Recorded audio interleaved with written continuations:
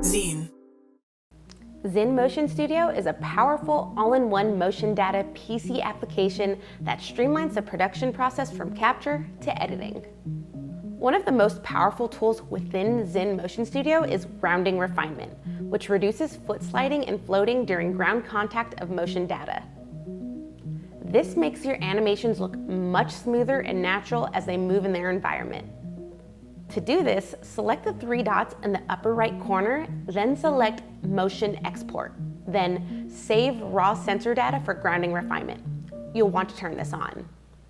This will save the raw sensor data alongside the original motion data, which will then be used to generate an improved version of the motion. This motion will be saved as a new MCPRW motion file, right next to your original BVH file. Then go back to the three dots in the top right, select Motion Export, then Export Motion File with grounding refinement applied using raw sensor data. Choose the MCPRW file you just made, which will then be saved in your cloud library as a new refined BVH file. You can access this new file in the library. It will have the same title as the original file with refined at the end of the file name. When you open this file, you'll see that the grounding contact has improved compared to the original file.